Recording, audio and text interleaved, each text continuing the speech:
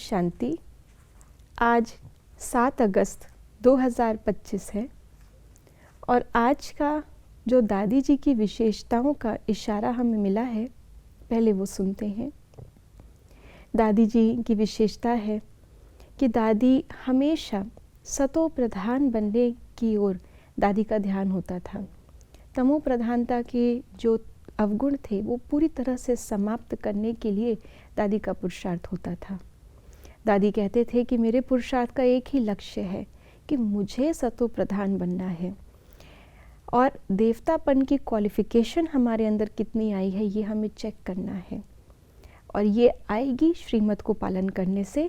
इसके लिए हमें अपने कर्मेंद्रियों को, अपने मन को बिल्कुल शीतल बनाना है। तो आइए इसी के साथ साथ सुनते हैं आज के बाबा के अव्यक्त इशारे। जो प्यारा होता है उसे याद किया नहीं जाता, उसकी याद स्वतः आती है। सिर्फ प्यार दिल का हो, सच्चा और निस्वार्थ हो।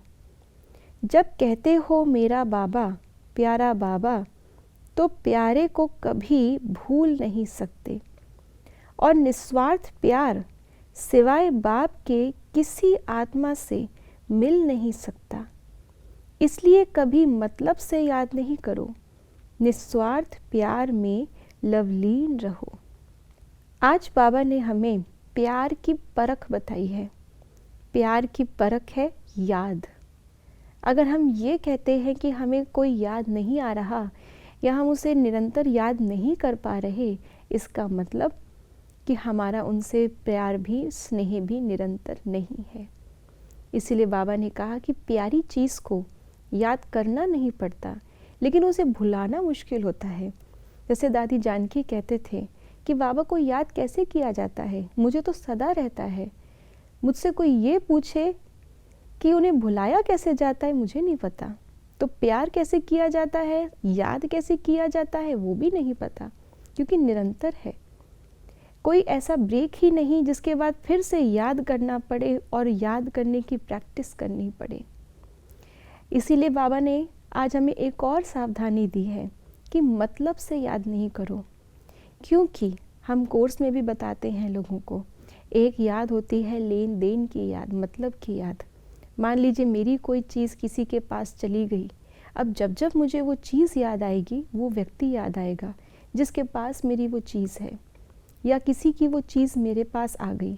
अब जब जब मुझे अपने पास वो चीज़ दिखाई देगी, वो व्यक्ति याद आएगा जिसे मुझे वो चीज़ लौटानी है। लेकिन जब मैंने अपनी चीज़ वापस ले ली या उसकी चीज़ उसको लौटा दी, उसके बाद याद समाप्त। तो ये थी मतलब की लेन देन की याद। तो हमें भी बाबा से प्राप्ति करनी है, इसलिए हम बाबा को याद करें, क्योंकि हमें अपने अवगुण बाबा को देने हैं, इसलिए हम बाबा को याद करें। हमें वर्षा मिलेगा बाबा से, हमें सतयुग में जाना है, हमें पवित्र बन के घर जाना है, इसलिए हम बाबा को याद करें। या कोई कंप्लेन बाबा से करें, कोई विघ्न आ गया, कोई बंधन आ गया, किसी आत्मा के संस्कार टकरा रहे हैं, इसलिए बाबा को याद करें। कोई कार्य सफल करना है, ये सब बाबा कहते हैं निरंतर याद करने की युक्तियाँ नहीं है। निरंतर याद केवल एक ही चीज़ से होता है, मैं बाबा की बच्ची हूँ, बाबा मेरे पिता है, बस। तो जहाँ संबंध है, जहाँ स्नेह है, वहाँ याद है, और यही याद राजयोग है। तो ऐसे राजयोगी बच्चे सदा परमात्म प्यार में लवलीन रहने वाले सदा ही सफलता मूर्त भी स्वतः बन जाते हैं। ओम शांति।